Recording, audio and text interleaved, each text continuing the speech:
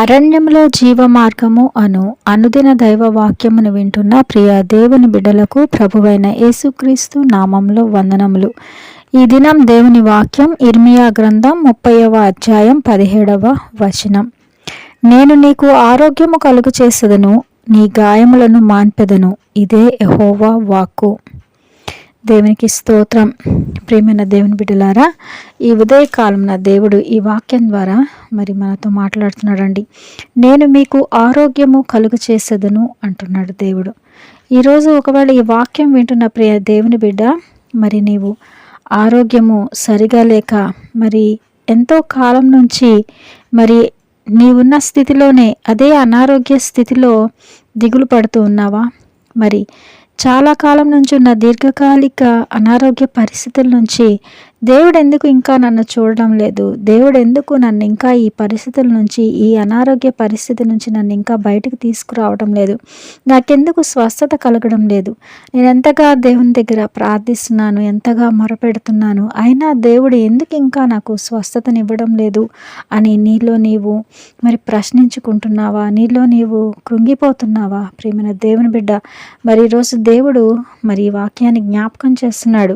నేను మీకు ఆరోగ్యము కలుగచేసెదను, నేను నీకు ఆరోగ్యము కలుగచేసెదను, నీ గాయములను మాన్పుతాను అంటున్నాడు ప్రియమైన దేవుని బిడ్డ. మరి యోబు గ్రంథంలో కూడా మనం చూస్తే అక్కడ ఏమని ఉంటుందంటే, ఆయన గాయపరిచి గాయమును కట్టును, ఆయన గాయము చేయును, ఆయన చేతులే స్వస్థపరచును. మరి 5వ అధ్యాయంలో 18వ వచనంలో మనం చూస్తామండి. అవును, కొన్నిసార్లు దేవుడు గాయం చేస్తాడండి, ఆయన గాయపరచును అంట. గాయం పరిచి గాయమును కట్టువాడు ఆయనే, గాయము కట్టువాడను నేనే అని అనేక చోట్ల దేవుని యొక్క వాక్యం తెలియజేస్తుంది. ఆయనే గాయము చేస్తాడు, ఆయన చేతులే గాయము చేస్తాయి కొన్నిసార్లు. ఎందుకు అంటే కొన్నిసార్లు ఆ గాయము మనల్ని పరిపూర్ణతలో తీసుకొని రావడానికి, మనల్ని పాపమనే అస్వస్థత నుంచి మనల్ని స్వస్థపరచడానికి, కొన్నిసార్లు మన విశ్వాసానికి పరీక్ష కూడా ఈ గాయము చేయడం. ఇక్కడైతే యోబు భక్తుని జీవితంలో చూస్తే దేవుడే గాయము చేశాడు, ఆయన చేతులే మరలా స్వస్థపరిచాయి. ఎందుకు అంటే యోబు యొక్క విశ్వాసాన్ని ఇక్కడ పరీక్ష, యోబు యొక్క విశ్వాసానికి, ఆయన యొక్క భక్తి జీవితానికి ఇక్కడ పరీక్ష ఎదురైంది కనుక ఇక్కడ మరి యోబు మరి అనారోగ్యం మరి పరిస్థితులు ఎదుర్కోవాల్సి వచ్చింది. అన్నీ కూడా గాయపరచబడ్డాడు, మరి నైతికంగా, మానసికంగా, మరి తన యొక్క ఆరోగ్య విషయంలో శారీరకంగా, మానసికంగా మరి యోబు గాయపరచబడ్డాడు ప్రియమైన దేవుని బిడ్డలారా. కనుక మరి దేవుడు కొన్నిసార్లు పరీక్షిస్తూ ఉంటాడు మన విశ్వాసాన్ని పరీక్షించడానికి.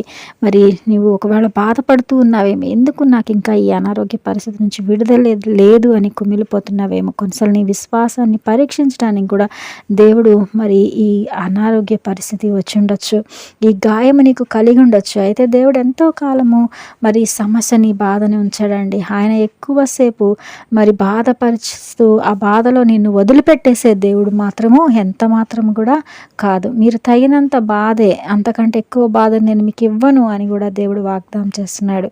కనుక ఈ ఉదయకాలం నా దేవుడి వాక్యాన్ని జ్ఞాపకం చేస్తున్నాడు ప్రియమైన దేవుని బిడ్డ. అది ఎటువంటి అనారోగ్యమైన మరి హిజ్కియా జీవితంలో మరణకరమైన రోగం వచ్చినప్పుడు హిజ్కియా కన్నీరు కార్చినప్పుడు దేవుని దగ్గర దేవుడు తిరిగి మరలా 15 సంవత్సరాల ఆయుష్ని హిజ్కియాకి ఇచ్చినట్లుగా చూస్తామండి. మరి దేవుడే అక్కడ అంజూరపు మరి ముద్దని ఆయన గాయం మీద కట్టినప్పుడు ఆ గాయం స్వస్థపరచబడింది. ఈరోజు యేసుక్రీస్తు రక్తం ఉంది మన గాయములు మాన్పడానికి. మరి కనుక ఈరోజు యేసుక్రీస్తు రక్తం ద్వారా యేసుక్రీస్తు నామం ఎంతో శక్తి ఉంది కనుక ఆయన ఖచ్చితంగా ఆరోగ్యాన్ని మీకు కలుగ చేస్తాను వాగ్దానం చేసిన దేవుడు, నమ్మదగిన దేవుడు, ఆయన మాట తప్పే దేవుడు కాదు. కనుక ప్రియమైన దేవుని బిడ్డ, విశ్వాసం ఉంచు, నమ్మిక మాత్రం ఉంచు చాలు. ఆయన మాటలో శక్తి ఉంది, ఆయన యొక్క చేతులే నిన్ను స్వస్థపరుస్తాయి. ఆయన మన గాయములు మాన్పటం కోసం ఆయన శిలువ మ్రానులో గాయపరచబడ్డాడు ప్రియమైన దేవుని బిడ్డ. ఆ యొక్క స్థితిని జ్ఞాపకం చేసుకొని క్రీస్తు మన కొరకు గాయపరచబడ్డాడన్న మరి ఆ గాయములో నుంచే మనకి స్వస్థత కలుగుతుందని తెలియజేస్తున్నాడు 53వ కీర్తనలో. కనుక యెషయా 53వ మరి అధ్యాయంలో. కనుక ప్రియమైన దేవుని బిడ్డ, దీన్ని బట్టి దిగులు చెందగా, ఇదిగోని ఈరోజు నీకున్న సమస్య, నీకున్న అనారోగ్య పరిస్థితి దేవుడు ఖచ్చితంగా స్వస్థపరిచి ఆయన మహిమ కొరకు నిన్ను మరి ఆయన నీ విశ్వాసానికి పరీక్ష కొరకు కూడా మరి ఈ యొక్క అనారోగ్యం వచ్చి ఉండొచ్చు. కనుక ఖచ్చితంగా దేవుడి రానున్న దినాల్లో నీకు మంచి ఆరోగ్యమునిచ్చి క్షేమమునిచ్చి మరలా తిరిగి ఆయనలో ఆనందించే కృప మరి దేవుడు అనుగ్రహించబోతున్నాడు. అట్టి కృపను బట్టి దేవునికి వందనాలు.